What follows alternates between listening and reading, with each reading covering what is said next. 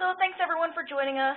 My name is Leslie Richardson, so I'll be giving the presentation along with my colleague Lynn Kuntz is here. So today we're just going to talk a little bit about and then demo a decision tool that our Policy Analysis and Science Assistance branch out here in USGS's Fort Collins Science Center has been developing in collaboration with the Bureau of Land Management, the Park Service, Forest Service, and the Fish and Wildlife Service. So just a little bit about our branch. Again, it's Policy Analysis and Science Assistance. We're made up of a group of economists and social scientists, and so we work with a lot of other DOI agencies, a lot of land management agencies to help them with the social and economic impacts of some of their management actions. So the tool we're going to talk about today is called Aspen, which stands for Assessing Socioeconomic Planning Needs. Should we go ahead? Sure. Okay, we'll go ahead and get started. I think we have most everyone here. So just some quick background about why we developed this tool in the first place. Again, USGS being the science arm for the Department of the Interior, we help a lot of the land management agencies analyze the economic and social impacts of their management decisions. So we work directly with a lot of resource planners and managers and field staff. And some years back, before I started with USGS, my colleagues really began to realize from their interactions with these folks that there wasn't much guidance available to them on how to think through the full range of social and economic impacts their planning actions could have on different stakeholder groups. And we realized that a lot of these planners, these field staff, they're not trained in the social sciences, and they may not be aware of all the different types of economic and social methods that can be used to address different impacts and when it's appropriate to use each one. So for instance, when to just conduct a literature review, when to conduct a full-blown survey or stakeholder interviews, things like that. So planners on this one hand seem to be faced with this increased need to more thoroughly address social and economic issues associated with management actions, especially given policies such as NEPA. But on the other hand, we're of course in a world of budget and staff constraints, especially on the social sciences side, and there seems to be this lack of a consistent framework to guide social and economic analyses. So again, what's that full range of issues that needs to be addressed, and what are the appropriate methods that can be used to address them? So even if the agency planner is contracting out the social or economic analysis portion of their planning, they need to be educated on what they're getting from a contractor and know, when the analysis requires a set of skills outside of their capacity versus when they can just rely on folks internally to get it done. So the economists and social scientists in our branch at USGS wanted to develop a based decision tool that could help build capacity for socioeconomic analyses and build on training and education of planners across federal land management agencies in particular for this first version. The different land management agencies we work with seem to have this need, so we partnered with the Bureau of Land Management, Park Service, the Forest Service, and the Fish and Wildlife Service to develop this tool in a really collaborative manner. And we brought experts from all these agencies to a workshop we held here at the Fort Collins Science Center back in May of 2010. And we got great feedback that we've been incorporating into the development of this decision tool for quite some time now. So the main purpose of Aspen is to provide guidance to planners for identifying and prioritizing the range of economic and social issues that may need to be addressed given a specific land management action. So this can range from impacts on jobs to visitor experiences to tribal land uses and so on. And second, to provide knowledge of the range of applicable economic and social methods that are available to help address these issues. And we've added some additional bells and whistles to the program over the years. For instance, we have some mapping components that I'll show you in a bit. The tool houses updated demographic information, as well as planning resources and analysis tools. And we do anticipate that there will be a broad range of users of this tool within those land management agencies, some with more expertise than others. And whenever we demo Aspen, we talk about what it does not do as a program. It's not going to be a program that replaces social scientists in an agency. It doesn't replace the research that these social scientists do. Rather, it provides a range of useful methods that can address the agency's identified social and economic issues in order for them or their contractors to then analyze the impacts. And it's not a single solution to socioeconomic analyses. Its purpose is really to provide guidance on where to begin in addressing socioeconomic impacts of planning, which again is something that all the agencies we work with stress that they need. So it's really an educational tool for planners. It can help the planner go in as an educated participant to the analysis discussion with the experts. So any questions on the background or the purpose of the tool? I'm going to go ahead and just get into a web demo at this point. Yes. Does anybody have any questions? I encourage people to, I'll be periodically checking the WebEx to see if anyone's got their hand up. And just so you kind of know a timeline, we're still currently in the development phase with Aspen. Our plan is to roll out the first version in the next few months or so, which is really exciting. It's been many years in the making. Shannon, this is Andrea Ray. I've just come on. I'm having some trouble getting into the WebEx, but I'm on the phone. Okay, great. Thanks, Andrea. Okay, and do folks see the Aspen page at this point? It's got some pretty pictures of some Aspens on the left. I think you should be able to see it. Let me know if you do. Yeah, let's see it. Okay, great. So users first land on Aspen's main page, which just gives a brief synopsis of the purpose of the tool. So on this page, the user will be able to request an account or log in. But again, since the program hasn't been officially released, users won't be able to request a login at this time until we officially release it. So at this point, only the agencies that are partnered with us in the development of the program and the contractors working with those agencies will have access to the program. I'm going to go ahead and log in. Right here. And we really wanted to keep this program simple and straightforward for users, but we do have an 8-page user guide, which basically just runs the user through the program. So at this point, once the user's logged in, they're taken to their My Assessments page. And an assessment is just meant to be a grouping of smaller scale analyses. And we have some explanation of this up here at the top of the page. But exactly what an assessment is really determined by the user. So it could represent one land unit, or it could represent one specific action that the planner is taking, such as adding a campground to the land unit. The point is really just to keep the organization useful to the user. So all previously created assessments are listed on this page, along with the date they were created and last modified. So these are all assessments that I've already created. And the user can review a previously conducted assessment by clicking on it, or they can create a new assessment. So we'll go ahead and do that. So regarding the creation of a new assessment, the user specifies their agency. Again, this first version is going to be used by the federal land management agencies that I mentioned. They also specify the budget and time allotted for just the social and economic analyses. And in addition, they give it a title and they can give it a description if they want. So today will be a BLM planner. And say we're working on a plan for the Kremlin field office. And maybe the planner knows they have $10,000 to $40,000, again, for just the social and economic analysis component of the plan, and maybe 10 to 12 months. Go ahead and create our assessment. So once an assessment is created, the user is then prompted to create what is referred to as an analysis. Again, an assessment is just made up of one or more analyses, and the program is meant to be very flexible. This is just a way of organizing various analyses for the same issue or the same land unit. So a user could just have one analysis, but we wanted to include the option to have multiple. So an example would be an analysis maybe before the scoping phase of the plan has taken place. Another could be after the scoping phase. Another could be long-term monitoring, things like that. Or the Kremlin field office may be the assessment, and one analysis is adding, an ATV trail or additional oil and gas leases. So again, really flexible, determined by the user. So we'll go ahead and add an analysis. So say our planner just wants to look at the socioeconomic impacts of additional oil and gas leases. We'll go ahead and say oil and gas leases. At this stage, the user also specifies the land unit that the management action is occurring on. So once we start typing in the Kremlin field office, it just pops up. So all the BLM, Forest Service, Park Service, and Fish and Wildlife Service geospatial land unit data has been incorporated into the tool.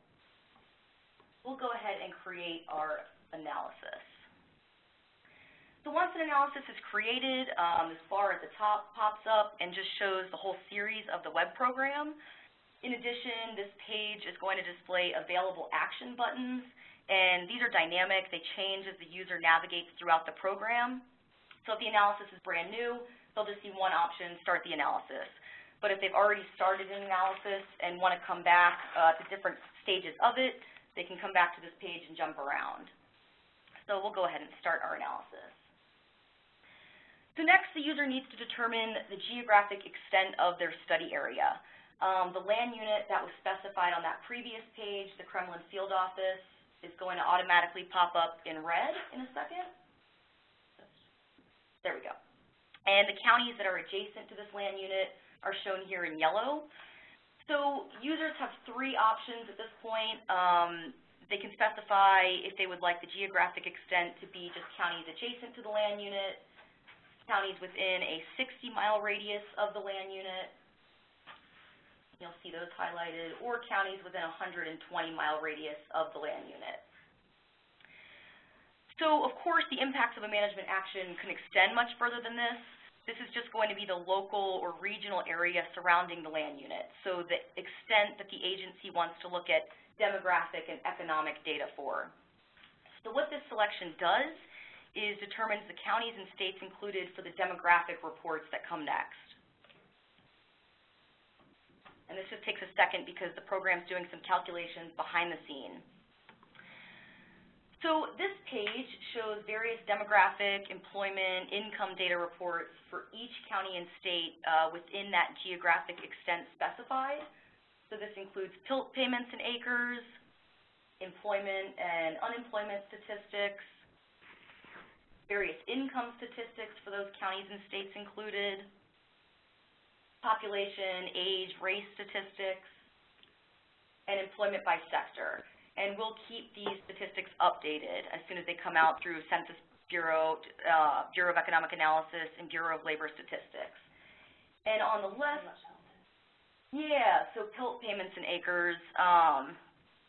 So payments in lieu of taxes, so federal payments to local governments that help offset losses in property taxes due to non-taxable federal lands within their boundaries. And then on the left, you'll see a quick summary of a portion of these statistics for those counties included in that geographic extent. And on each of these pages, we're going to have an option for users to print out the pages as well as to export the pages in different formats. So we're still incorporating those features. Okay, so the next part of the program, the user is asked to identify groups of stakeholders that could potentially experience social and or economic impacts as a result of a planning action. So this really gets the user to start thinking about issues that may arise given the management action. And we currently have 6 stakeholder groups, community, visitors, traditional, subsistence, tribal, commercial, and interest-based, place-based. And we worked with each of the agencies to develop this list of stakeholder groups. And if the user clicks on any one of these, they can see what we're thinking about in terms of this stakeholder group. So the user just thinks about different ways in which these stakeholder groups could be impacted by the management action and then checks them off. So let's say, for our example, we think community and visitors are 2 stakeholder groups that may be directly affected by additional oil and gas leases. So this selection then leads the user to a series of questions specific to each of those stakeholder groups that were identified. And there are filters built in to minimize the overall number of questions that the user first sees. And this is a large part of the program. So up here, the user sees which stakeholder groups they identified on that last page. And once they're taken to a specific stakeholder group, so right now we're in community, they see a description again of how we're thinking about each stakeholder group. So these questions, again, are a large part of the program. They took a really long time to develop, a lot of collaboration with the different agencies. They're really meant to capture common issues across land management agencies as well as specific questions that capture kind of the unique social and economic issues important to each agency. So the process of going through these questions for each potentially impacted stakeholder group, the issue analysis as we call it, it's really helping the user to identify that full range of social and economic issues that may need to be addressed given a specific planning action. Some of the agencies communicated to us they didn't feel like their planners were doing this in a comprehensive manner half the time. So this really gets the planner or some other user who may not have expertise in the social sciences to start thinking about issues they may not have without the tool guiding them. So the user is first presented with a list of primary questions, as we kind of call them, and if they check one as being important, they're taken to a list of secondary or follow-up questions. So in terms of climate change in particular, in the program currently, we may refer to it in 1 or 2 question examples, but that's about it. We do not have a specific set of questions on climate change issues. We definitely don't cover it in any explicit manner in this version. So I think it could be, potentially a topic we include in follow-up versions of the program, but of course we'd really need to kind of think through how it would best fit in this framework. And Shannon's been helping us do that. So another important component of this stage is that the user needs to identify the appropriate level of analysis for each issue. So in other words, the scale of the issue. So we currently categorize these as low, medium, and high. They're based upon things such as significance from NEPA, geographic and temporal extent, things like that. And we have some explanation of this at the top. So, for example, a low-intensity issue may be one that's not very contentious, but it's important enough to explain. Whereas a high-intensity issue may be one that's contentious on a local or regional or national level, highly visible, may impose concentrated impacts on a single entity, things like that. And while we have some explanation of these different levels, there definitely will still be subjectivity required on the part of the user to identify whether an issue is a low, medium, or high-intensity issue. And what we'll see later is that this identified scale of the issue, it serves to connect that issue to an appropriate method to address it, so a corresponding level of analysis. And we'll see that later. So again, there's going to be a comprehensive list of these questions for each stakeholder group, and this is a large part of the program. So for our example, say our planner thinks that for community members, there's the potential for more oil and gas leases to change access to the land unit, so maybe close some access points. Again, if they identify that as being important, they're taken to this list of follow-up questions.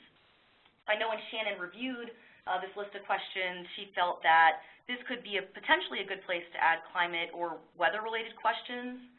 So for instance, change in access to and or within the land unit, access location changes creating closing of access locations, change in access timing. We could potentially add in seasonality changes from climate variability and or change, things like that. So say our planner thinks that there will be a moderate impact on use amounts from our oil and gas lease, and maybe understanding why some community members don't want additional leases is going to be very important for this management decision. So we'll say that's a high-intensity issue. The action may be expected to have an impact on the local economy, job creation. This was one of the reasons given for having more leases in this specific area. And maybe there will be an impact on noise pollution due to drilling activities, and maybe this will be a low-intensity issue because the planner doesn't think it will impact noise to a great extent. A couple of years ago, when they were looking at oil and gas leases in this area, concerns over water quality were raised. So maybe we think there's going to be an impact on residents' health and safety. Let's go ahead and click through these. So just coming back to climate change real quick, Shannon had also pointed out that this question on community adaptive capacity could be possibly expanded for climate change, and I think that makes a lot of sense. So for instance, what is a community's capacity to cope with or respond to climate hazards? That would influence how vulnerable they are to any given climate disturbance. So that might be an area we would add in some climate change specific issues. Okay, so now we're going to go to our next stakeholder group, so visitors. Whoops, I think I took too long.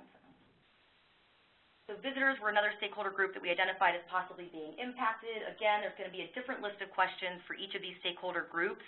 Some overlap, but typically a different list of different set of questions. So for visitors, maybe we expect the visitor experience to be influenced by additional oil and gas leases. For visitors in particular, I know Shannon had mentioned that if we were to adapt this section for climate change, we could potentially add in some questions on how changes in seasonality might impact visitation. So for instance, how would changes in temperature or precipitation or snowpack affect visitation in terms of, the number of visitors or the timing of visitors? And could this further impact low visitation, things like that? We're just trying to think through areas where climate change specific questions or examples could potentially be added in the future. So some of the agencies have told us that they felt like these questions, just being able to print these pages off with the appropriate issues identified, can be a really good way for planners to communicate to other federal partners or other, for instance, BLM field offices, or possibly even the general public, how they identified those social and economic issues. So a good way for them to communicate with other stakeholder groups. So after the user thinks through and identifies the relevant social and economic impacts on different stakeholder groups that could result from management action, they're next taken to what are referred to as summary output pages. So we're right here at this point. So these summary output pages are really meant to capture project management components that some of the agencies were really interested in, especially Forest Service. So we worked really closely with them in developing these. So this first summary output table up at the top, it groups those secondary questions we saw on that last page into broader issue categories. So for instance, local economy or health or values and perceptions, things like that. So it provides a table of these issue categories and different stakeholder groups. A filter process basically occurs within the tool that identifies issue categories that were associated with a stakeholder group, and then within that stakeholder group, it identifies the highest intensity level attributed to any one of those secondary questions that make up one of these broader issue categories. So it's really meant to provide just a general overview of, which stakeholder groups, which issue category combinations are low, medium, or high intensity as a whole. And it can provide some idea of what issues are pertinent to each stakeholder group and where to potentially prioritize the social and economic analyses. So for instance, if across visitors we see that there are a lot of high intensity issues, focus on analyzing the impacts to them could be a good first priority. Or if local economy is identified as a high intensity issue, a good regional economic analysis could be the priority. Now, from our example, we just have boxes filled in for community and visitors, but of course, if more stakeholder groups were affected, more of these cells would be populated. So this next summary output table is where the tool begins to identify current social and economic methods available to address the issues identified. So first, what we do is show methods that could be used to address those broad issue categories. At most, we recommend 3 economic and 3 social methods available. So this table shows the range of methods for each issue category stakeholder combination by the highest intensity level. And then our last summary output page at this point, we're still potentially adding in more and working with the Forest Service, but for this version, this is going to likely be the last summary output page. So this chart is just a more visual and detailed way of communicating the information that was identified by the user. So it indicates the number of instances that the user identified each broad issue category as needing to be addressed. It also indicates the intensity level of each. So it's easy for the user to see, okay, local economy was identified once as a high intensity issue, health was identified twice as an important issue, once as a low intensity issue, and once as a medium intensity issue. Okay, so the last output page we have is called our detailed output page. This is the other main output component of the program. So what this page does is it highlights, again, the range of current economic and social methods that could be used to address each social and economic issue identified by the user for each stakeholder group. So rather than grouping the questions into those broader issue categories of health or local economy, it's going to recommend methods for each of those secondary questions that were identified. So this is an output page with a lot of detailed information. On this page, we specify definitions, benefits, limitations to each method, along with cost and time estimates for each. and those specific secondary questions are grouped according to their intensity level. So we list all the high intensity level issues first, then medium, and then low. So what the program's doing is it's connecting different intensity level issues with appropriate methodologies that could be used to address them. So this, we think, will be really helpful for a planner working with a contractor. It can help the planner communicate what they want and really ensure that best science is used in the planning process. So for instance, we've had this happen, having the planner not being talked into having a full-blown survey conducted when all they really needed is a literature review or something like that. So this information can really help ensure that a contractor doesn't take the analysis in the wrong direction or charge some exorbitant amount of money, things like that. So again, helping the planner be more of an educated participant in the social and economic analysis component of the plan. We've also been told by the agencies they think that this is a good page because it'll provide documentation potentially as to why one type of analysis was chosen over another. And it also helps the planner document that they worked through and thought through all those potential economic and social impacts of their management action. So that's really the meat of the program. We also wanted Aspen to be a really good portal for agency links, valuable links. So what we did was create a resources page, and each agency will have their own resources page. And we include general, social, and economic planning resources and analysis tool links, and agencies will have their own specific agency links. So we really see this as kind of a one-stop shop for guidance on social and economic analyses in land management planning across agencies. And a really nice thing about the program is the flexibility to incorporate additional links to other resources or information or modeling tools as they become available. We really see this as an evolving tool. It's going to be housed at USGS, and we're going to incorporate comments or suggestions or needs from all of the land management agencies we're partnered with.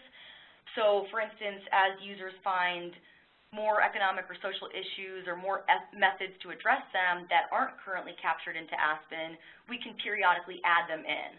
So our web team's fantastic. They set up the framework for this, but they are really expensive.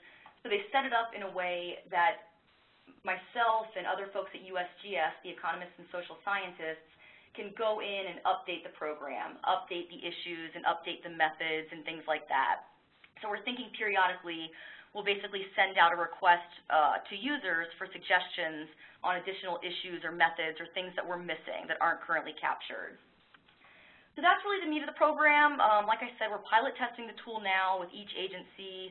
We're putting questions and methods through expert review right now, and we're hoping to release this first version in a few months. Like I said before, Shannon had reviewed the program and mainly that list of questions that we went through for each stakeholder group. And I know she'd mentioned that for climate change in particular, in order to adapt this for climate change, we could potentially add some questions to the program about climate impacts and vulnerability, such as, the who, what, where, when, in terms of groups being impacted by climate change, and in relation to certain variables, such as temperature, precipitation extremes, drought, floods, fire, invasives, things like that. So again, this is the first version of this program.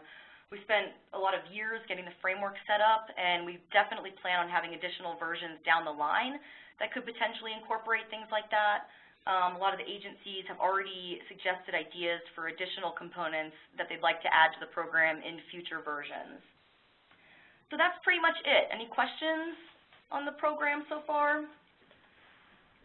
Yeah, and I'll just say that we are in discussions, the Climate Science Center with PASA, in terms of, brainstorming ideas about how we might pilot this in the region. And there are some different ways we might pilot it. Obviously, as Leslie mentioned, just piloting it in specific places with specific managers, really looking at the integration of climate into the tool. And then, I also see this as a potential tool for research teams themselves to look at the decision-making of managers, and, you know, if you had willing manager planner participants who, you know, were willing to go through the tool and share the results and be part of some study where you're looking at either comparing decision-making and perceptions about the risk of their particular situation within a management unit or within a social-ecological system, comparing across social ecological systems, comparing or looking at how decision-making changes over time, given, you know, certain research projects that may include managers, you know, scenario planning that might include managers, and looking at how their learning changes over time, how their perceptions change over time. So those are just some of the ideas that I've had and that we've kind of tossed around a little bit within the group, but we definitely want to get input from the work group in terms of how they see the utility of this tool for themselves or for their research teams or their management teams. We're also talking about potentially integrating this tool into some exercises that we do as part of our April 5th workshop here at Colorado State with some of the working group members. So those are just some of the ideas that we're tossing around, and now we'll open it up for questions and comments from you guys.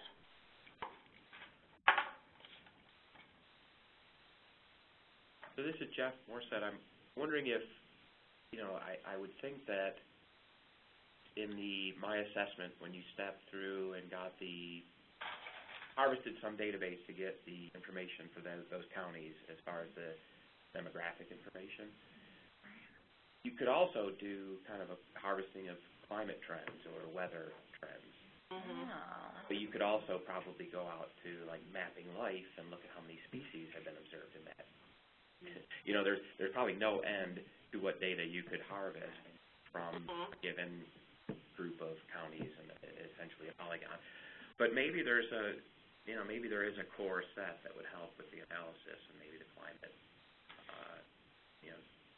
climate data. I know the Great Northern LCC is doing a very scaled down version of this. They're trying to bring socioeconomic and climate into one picture. So that would be something I think the Climate Science Center could work with this tool to try to figure out what database you query, and, you know, basically probably like temperature, precipitation, a trend, and maybe a forecast. But it could be it could range, and maybe even you could and Shannon could probably comment more on this than me, but you could figure out what domain you fell in from the latest National Climate Assessment and try to summarize information from that as far as climate concerns for this county as it falls in the Great Plains region, and summarize those in a real cursory way, or provide a link to that assessment for more detailed information.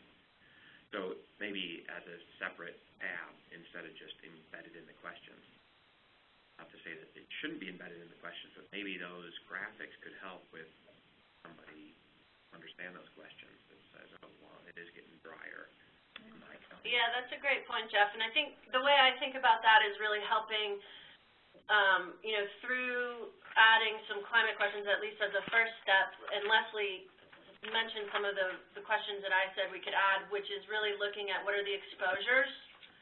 So getting at, you know, how you ask questions about exposure. In other words, what type climate disturbances is this particular community, land unit, whatever it is, exposed to climate, and then whether or not that actually within the tool itself or through some linking mechanism, connects to pulling data. That would be a whole other, development phase that obviously these guys would have to be willing to do. But at least as part of the output, you can include where you go to get that data.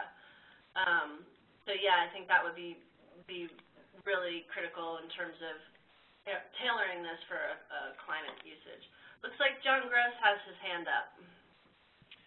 Yeah, I would second that. I thought Jeff's comment was a really good one, and I think there actually are a number of applications that already do that are service-oriented. So if you generate, the FIPS codes, for example, you could probably feed those via web services to the Forest Service application, the TACAMO or something like that, and get back that information. But that's just a separate comment that I'm sure you guys are way more aware of the development, kind of implications of that than I am. But what I actually wanted to ask about was, it wasn't clear to me how, in your first screens when you identified how much money and how much time you had to conduct this analysis, maybe I missed it somewhere along the line, but how did that feed back into the generation of these reports? It does not at this point, and that's a great question. That's something Forest Service was really interested in us adding a table that would compare the time and budget that the planner says they have versus what the program would potentially recommend in terms of the analysis. And if you saw on that summary output page, we started to do this. We're still working with Forest Service on that, but we currently aren't there yet. So we're thinking this might be for the next version, where we actually kind of compare, again, what the planner has versus what the tool would recommend in terms of conducting the analysis. So right now it doesn't factor in at all, but that's a great question.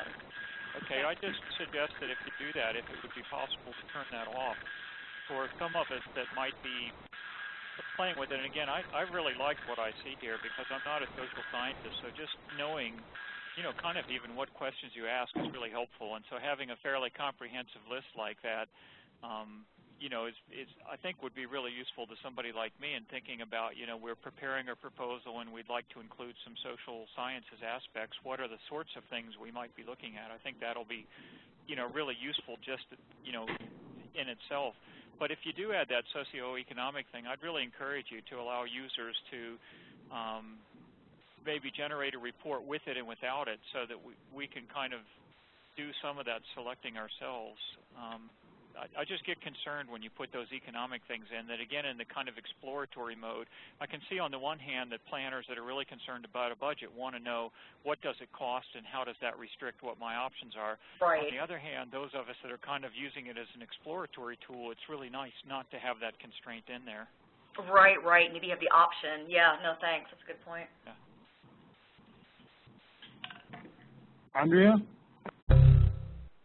Yes. Hello? Bob Goff Yes. here. I'm not quite sure how to get my hand up on this page here, but I did have a quick question. With regard to the tribal folks, and as a stakeholder category, a lot of the data could also come through county divisions, at least in terms of the geographic division. But I wondered, did you run a parallel track for reservations, and which are often made up of several counties? How was that handled in this? So say it again, if it's a specific tribal area, and you mean in terms of the county selection, the geographic extent? Well, any one reservation may contain 4 counties as a geographical demarcation, and I'm wondering, when you've gone for the literature of a lot of data, socioeconomic data on the counties, is there a parallel one that sort of handles the reservation? Because a lot of the tribal data isn't necessarily broken down by counties. It's more by and right now, control. because we based it on kind of a land unit geographic extent, we do just base that data on county and state level data. Okay, thank you. Sure. Lynn, did you want to add to that? Does that? I don't know, Lynn. Are you muted, Lynn?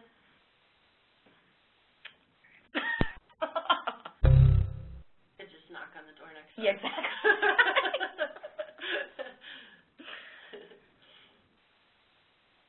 Any other questions, comments? Oh, hey there. Oh, here's Lynn. Did you have a comment? You just kind of stopped when you tried to. Oh, okay. You just got hung up. So I didn't have anything to add to that one. Okay. Any other questions at this point? All right, well, if there's no questions, then we will just wrap it up early, and just wanted to thank Leslie and Lynn and the Possible together and being willing to demo this for us. And I think we're going to talk amongst ourselves from here and figure out how we might pilot the tool for our uses. And I welcome anybody else if they have any additional thoughts at any point later to call or email me with those. So Shannon? Yeah. Before you sign off, can you provide all of us a sort of brief update of what's happening for the Adaptation Forum, and and also then, as you look forward, I'm wondering if some of this might be part of our discussions at the forum, if you thought about that. Yeah, definitely, and I mentioned that a little bit earlier here, and after you left our meeting yesterday, Dennis, we talked about that, Rudy and Ina and I, and we're going to follow up after we hang up and talk more about it. So I think it could be a really useful exercise in the context of our afternoon sessions and breakouts or anything like that. As far as the forum and the April 5th workshop, there are no updates since the email I just sent out a few days ago. But basically, just in summary, we've got the morning working group session at the National Adaptation Forum in Denver on April 3rd from 8:30 to noon with a break in a morning break. And we have lost some of our participants because of the federal agency sequester and people can't travel. And they still don't know if they're going to be furloughed or not in April, so that's causing all kinds of problems. But we are still going to have that session. We are working to try and set up a conference call and WebEx for that so people can participate remotely if they can't be there in person, including our co-organizers at USGS, Rudy and Nina. And then the April 5th workshop, we're working on the agenda right now, and we're working on instructions for our set of speakers, and we hope to get some of that out here soon. And that's about all. Did you have anything to add to that, Dennis, or Rudy, if you're back on? Did they call back on? I guess the only addition would be to continue encouragement to provide feedback on projects and approaches that you're all undertaking so that we can fill out our database on what's going on within our region that you're involved with. Right, yeah, I am compiling a database on projects in the region, specifically that focus on social ecological systems, vulnerability and adaptation, and decision making. So. Yeah, I don't think we have any very much to offer in addition to what you just said, except that the Friday, April 5th workshop is going to be the most productive, fun, best workshop anyone could ever attend, and I highly encourage people to sign up. Thank you. I forgot to mention that, Rudy. You're absolutely right. All right. Anybody else? Going once, going twice. Goodbye. Have a good day, everybody. Thanks a lot, everyone. Thanks, everybody. Bye. Thanks. Bye.